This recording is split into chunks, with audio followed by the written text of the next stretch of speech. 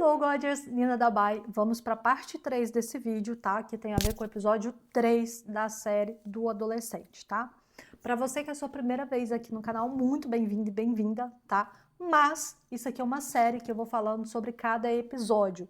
Como eu sou terapeuta cognitivo-comportamental, eu trago algumas avaliações e como eu também estou no meio masculinista e tenho vídeos relacionados a esse meio masculinista e já estou aí, né, investigando o pessoal há mais de 2 anos, eu indico, tá, para que vocês comecem a assistir essa série do primeiro episódio, tá, porque ali eu explico um pouquinho mais como é que são feitas as minhas análises, o que eu falo, o comparativo que eu faço Europa, Brasil, tá, de forma que isso possa ilustrar o máximo possível e a gente possa retirar o máximo possível dessa série para que você também tenha um pouquinho mais de conhecimento e discernimento de como você vai cuidar da educação do seu filho ou sua filha, tá bom?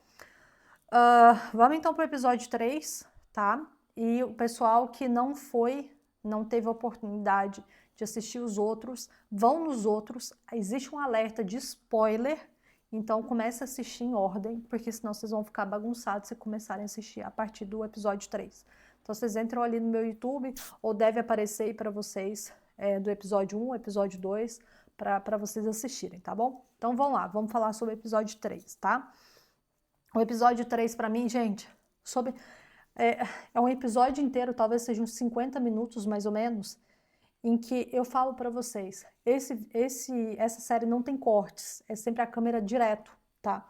É impressionante como deve ter sido difícil gravar esse episódio. Por quê?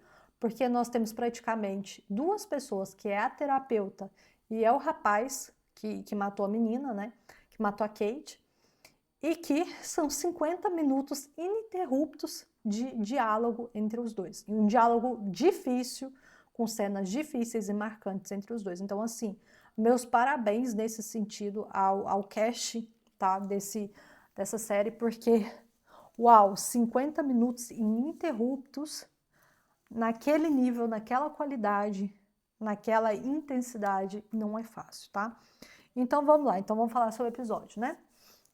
Eu separei alguns trechos, tá, do que a terapeuta foi investigando e o que o menino foi falando e tudo, e eu queria trazer algumas coisas, algumas falas, tá, desse menino com o que eu vejo dentro do universo masculinista. E talvez este seja um dos vídeos mais importantes que eu tenho aqui hoje para falar para vocês, para fazer para vocês, porque aquilo que o menino diz ali o tempo todo é a mesma narrativa, embora em inglês, que o grupo masculinista dissemina pelas redes sociais, tá bom? Depois eu vou falar para vocês no episódio 5 de como é que funciona os grupos masculinistas e onde está essa linha mais radical deles na internet, tá bom? Então vamos lá. Achei importante a abordagem da terapeuta, tá? Porque ela pergunta qual que é a relação dele com o pai, com o avô, e também faz perguntas para ele do que é masculinidade. Para mim, começar com essas perguntas para mim foi fundamental, porque eu tenho uma percepção que esses meninos não fazem ideia do que é masculinidade, do que é ser homem, do que é ser masculino. E é por isso que aquele menino está ali onde ele está. Porque, bem, o que se nota desde o primeiro episódio é que foi o menino de fato que deu as facadas, mas ao longo desse episódio o menino vai entregando a culpabilidade dele de uma forma que ele vai embananando. Então é como se fosse a terapeuta perguntando algumas coisas para ele e ali ele entregando tudo o que ele fez, o motivo que ele fez, justamente porque a terapeuta ela conduz aquele interrogatório muito tenso, por sinal, de forma que ele perde o controle e entrega por que ele fez aquilo. Um aspecto que eu acho interessante desse episódio é que a terapeuta, como é que eu vou dizer para vocês? É muito difícil para ela estar naquela posição ali, porque várias vezes ela é desrespeitada. E ela é desrespeitada porque ela está na posição de mulher. Então ele grita com ela, ele passa dos limites com ela, ele joga o copo que ela traz com café para ele para cima, e a única hora que ele se acalma é quando, depois dos gritos, né, dele, o policial entra dentro da sala e pergunta se está tudo bem. Então é só ali, naquele momento, que ele se acalma e percebe a autoridade. O que é muito típico dentro dos grupos masculinistas. Por quê? Porque o desrespeito da maioria deles é com a figura feminina. Então eles vão até o limite na figura feminina. A partir do momento que entra um homem para estabelecer os limites, já dá aquele passo para trás. Por quê? Por algum receio de acontecer alguma coisa, entendeu? De não ter medo de enfrentar a mulher, tá? Isso é uma coisa que é uma covardia muito grande, e eu percebo,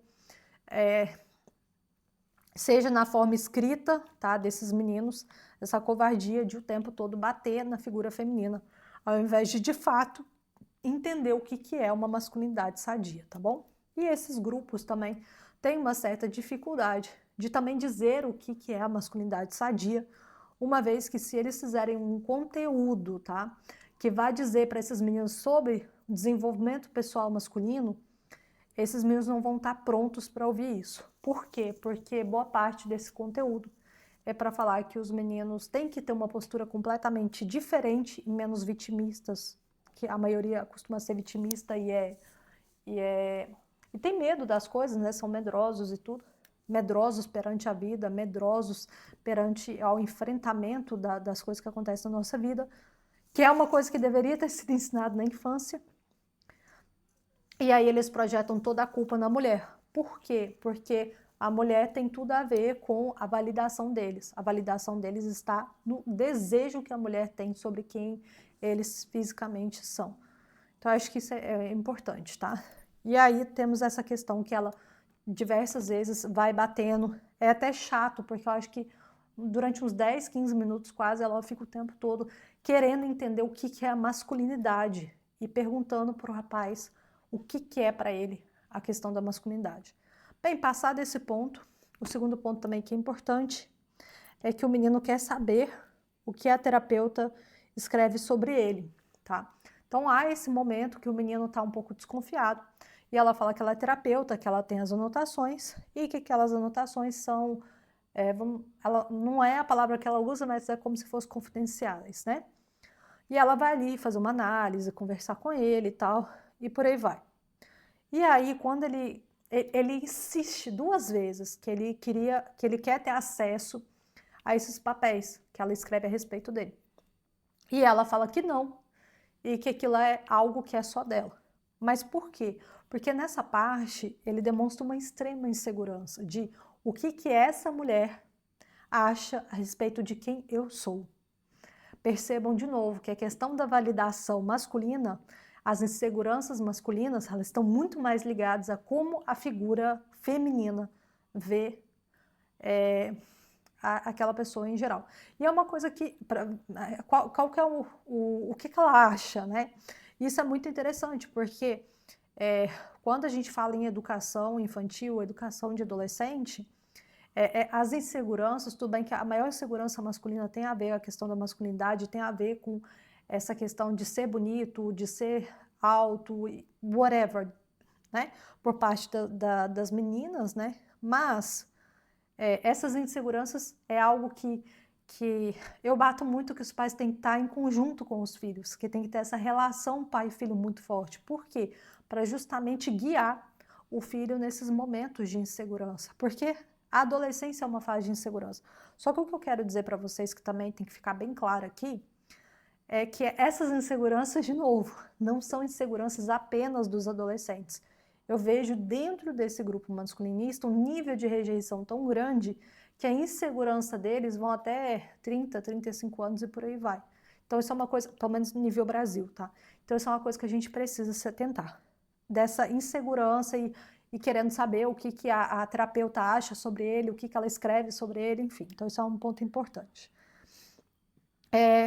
Pais, firmem um posicionamento com seus filhos, ensinem os seus filhos a ter resiliência, não deem tudo aos filhos de vocês, coloquem limites, estabeleçam limites aos seus filhos, porque eles precisam ter uma vida adulta que eles entendam que nem tudo é do jeito que eles querem, nem tudo é do jeito que vai ser para que ele tenha tudo disponível dele, tudo à disposição. Sabe por quê? Porque depois chega na adolescência, chega jovem adulto, entram nos grupos masculinistas frustrados.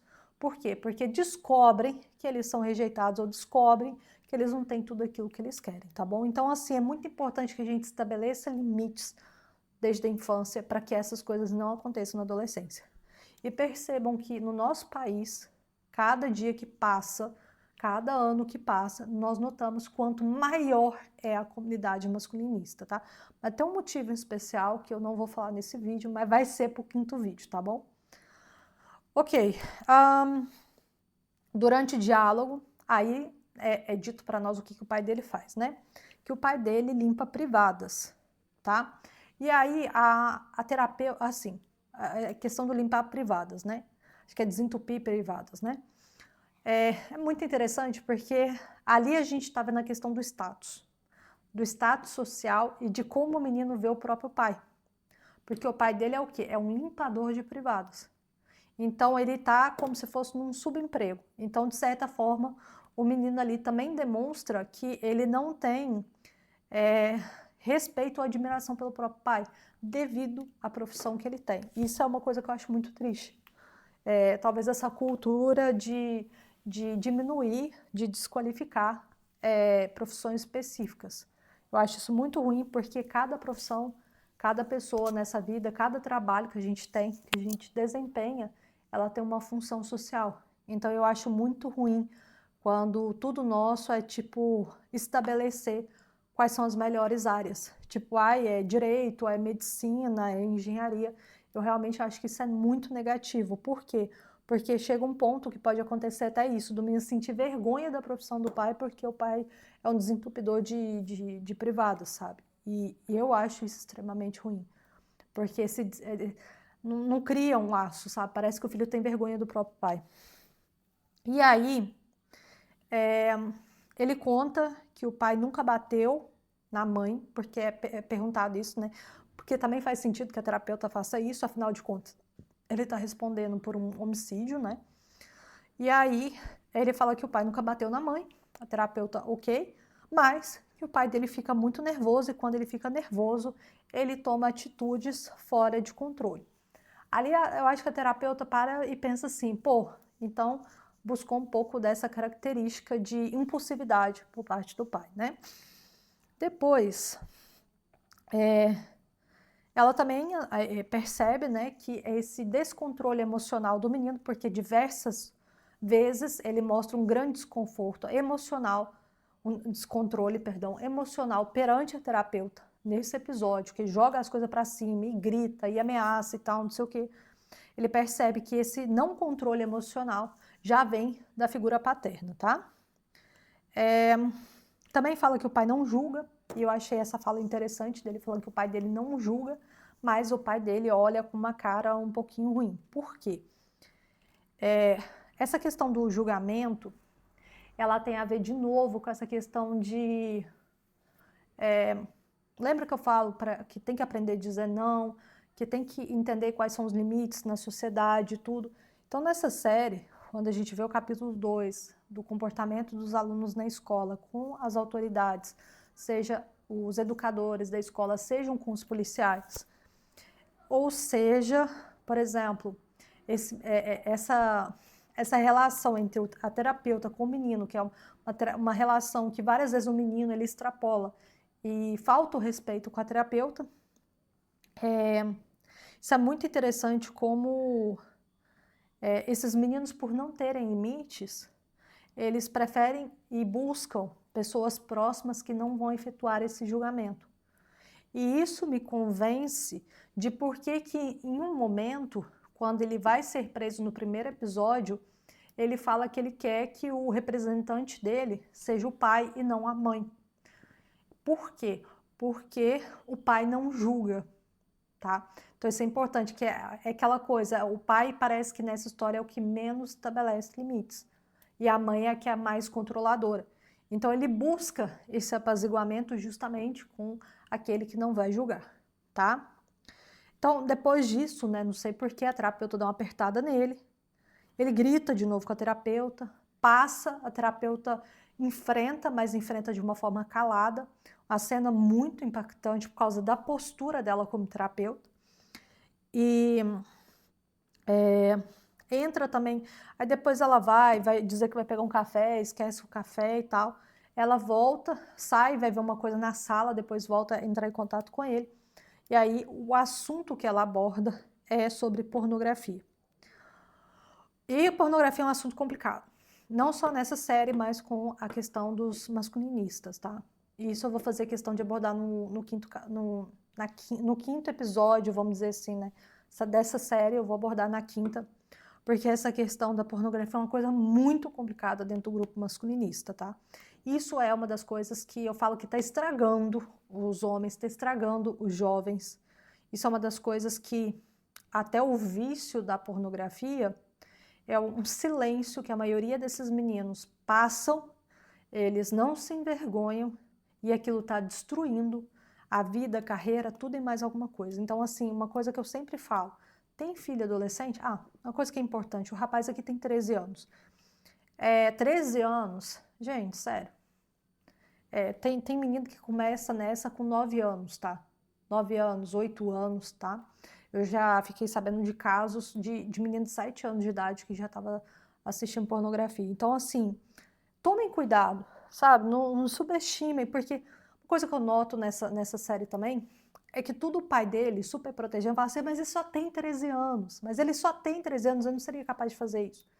E, tipo, toma cuidado, porque às vezes vocês acabam, eu sinto, né, que essa falta de autoconhecimento, essa falta de conhecimento, né, dos filhos, faz com que os pais talvez não saibam onde é que o filho está, no estágio da vida onde ele está.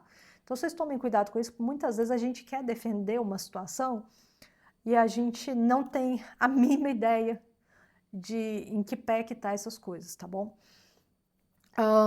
Então, assim, ela pergunta sobre a pornografia e aí ele conta que a menina que ele esfaqueou, né, supostamente esfaqueou, é porque ele entrega, né, nesse momento que eles estão ali, ele entrega que foi ele que esfaqueou ela, né. Ele fala que a Kate, que é a menina, tinha várias fotos nuas, ou fotos praticamente nuas, que ela gostava do menino da escolinha e que esse menino tinha pedido essas fotos nuas e que esse menino tinha passado as fotos nuas ou seminuas, whatever, tinha passado essas fotos para o colégio inteiro. Aqui já vai um outro aviso que eu queria dizer às mães, aí nós vamos para as mulheres, né? Cuidar a falta de presença masculina em casa, a falta de colocar limites, o homem, né, de colocar limites, né, nas filhas, faz com que essas meninas, elas busquem validação através da sexualização o mais cedo possível. Então, normalmente, elas têm as inseguranças delas, às vezes a falta de autoestima, ou esse excesso de redes sociais e acompanhando modelos lindas, maravilhosas, essa comparação que a gente vê no dia a dia, faz com que essas meninas busquem a validação através de, como é que eu vou dizer para vocês? Essa hipersexualização cedo, tá? Seja perdendo a virgindade cedo, ficando grávida na adolescência, é muito presente no nosso país, sabe? Então tomem cuidado com isso. Isso é muito mais falta da presença do pai para trazer essa segurança, para trazer para moldar esse comportamento, né? Por quê? Porque a menina, ela quer essa validação. E normalmente essa validação, ela vai atrás porque às vezes não teve muita presença masculina dentro de casa. Então, assim, principalmente as famílias no Brasil, tá? Que há divórcio, há separação e tal, ou então mães que criam filhas sem a presença masculina, tomar um pouco de cuidado com essa sexualização e ver em que estágio a menina tá. Por quê? Para não buscar validação, às vezes em questões sexuais, ou mandando fotos e essas coisas todas, para o quê? Para que a menina não se envergonhe ou não passe por situações piores, igual é narrado nesse episódio, né? Que isso é um problema que a gente tem, tá? Uma outra coisa, as pessoas não falam isso, mas falam eu, né? Eu sei que essa série, ela tem um pouco um viés woke, tá?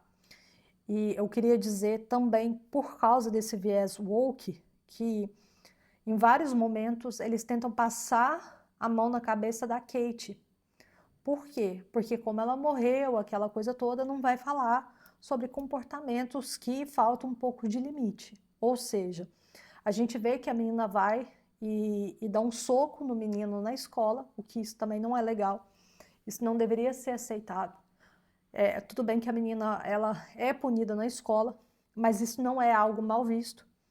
Um segundo momento é justamente quando a Kate tem essas fotos de pouca roupa, ou nua, whatever, que é disseminado pela escola e a menina se sente muito envergonhada, que é justamente as mães, os pais tomarem cuidado com as filhas para que elas não caiam nesse tipo de armadilha. Porque quando a Kate faz isso, ela o faz porque ela tá afim de um menino da escola e aí o menino pede as fotos e ela, né, ela dá. Então vocês tomam cuidado porque é uma fase que as meninas não filtram muito. Então coisas que às vezes pra gente que é mais velha a gente acha um absurdo, para essas meninas mais novas não é. E só para vocês terem uma ideia de uma outra coisa, dentro dos grupos masculinistas é muito pregado por esses grupos que esses meninos tentem buscar mulheres o mais novas possíveis. Por quê? Porque eles falam do The Wall, que é a parede, que as mulheres que passam dos 30 anos, elas não são mulheres para se relacionarem. Por quê? Porque elas se tornam mais chatas, porque elas têm as inseguranças e tal, não sei o quê, só que elas vão ser mais exigentes, provavelmente elas dedicarão a vida à carreira, tem dinheiro, essas coisas, ou seja, elas vão passar por cima de vocês e por aí vai. Tomar cuidado com isso, por quê? Porque, para mim, fica muito claro, o controle que eles querem ter. E é claro que as meninas mais novas, elas vão questionar menos, elas vão controlar menos, justamente porque elas estão nessa fase de validação. Por isso que dentro dessas comunidades masculinistas é pregado que tente envolver com mulheres o mais novas possíveis, porque você vai poder fazer com elas mais coisas do que às vezes uma mulher mais velha faria, porque a mulher mais velha está mais vivida e ela irá questionar mais coisas que vier a acontecer diante de um relacionamento e por aí vai. Fora que dentro dessas comunidades masculinistas, eles até pregam que é importante que você ache uma menina virgem, tá? Por quê? Porque na cabeça deles, a menina virgem, ela tá imaculada, que não sei o quê, e a menina que às vezes passa dos 30, entra no carrossel, que é como se fosse ter tido vários homens, de forma que no final esses vários homens contribuíram para ela ter um estado emocional frágil, como se isso fosse fundamental. Quem está dentro da terapia sabe que vários aspectos de comportamento tem muito mais profundo você buscar raiz que não tem a ver nem com idade, nem com tanto de homens que você se relaciona. É claro que, na minha percepção, com o que eu já trabalho, com o que eu visualizo, até faz sentido observar esse tipo de comportamento com algumas mulheres, conforme eles dizem, mas não dá para generalizar. E o problema dentro dessas comunidades é justamente essa generalização, tá bom? Mas tem algumas partes que o menino fala, né? Ele afirma que ele não tá assim tão desesperado, que ele fala sobre a questão que ele se considera feio. Que mais? Tem uma parte também que ele pergunta se a terapeuta gosta de quem ele é e tal, ele demonstra mais insegurança ainda. E aí tem uma parte que para mim foi o auge, tá, desse episódio, quando porque ele explica, né, que ele chama a Kate naquele dia que ele a mata, ele chama a Kate para sair. Por quê? Que aí a terapeuta pergunta. Aí ele fala assim, não, porque ela teve as fotos dela vazadas. Aí é motivo suficiente, já que ele não se acha, não se considera um homem bonito, um jovem bonito. Ele aproveita da vulnerabilidade dela por ter as fotos vazadas, por ser chacota na escola, por estar passando por uma questão muito delicada. Ele aproveita esse momento de vulnerabilidade para chamar ela para sair, porque ele acredita que dali ele pode tirar alguma coisa dela, um beijo, uma pegada assim, por aí vai, justamente por causa disso que está passando. E isso é muito preocupante. Por quê? Porque os homens que aproveitam de uma vulnerabilidade feminina para tirar a casquinha, isso é uma coisa extremamente complicada. Então, e é muito interessante que esse menino fala sobre essa questão dos grupos masculinistas e fala que nesses grupos masculinistas, quanto mais vulnerável está a menina, melhor ainda para você ter uma chance de ficar com ela. E isso para mim eu acho extremamente interessante porque isso também tem a ver com se envolva enquanto elas estão novas, porque enquanto elas estão novas, elas não têm tantos problemas emocionais, mas não é isso. É porque elas têm mais inseguranças, então elas são mais, elas são menos seletivas, vamos dizer assim, e aí esses meninos têm essa chance, sim, é uma coisa que os grupos masculinistas falam, tá bom? Uma outra coisa que eu achei interessante é que voltaram a falar as coisas sobre o Instagram e tudo mais, e ele vira para ela e fala assim, eu tenho meu Instagram, mas no meu Instagram eu não posto nada,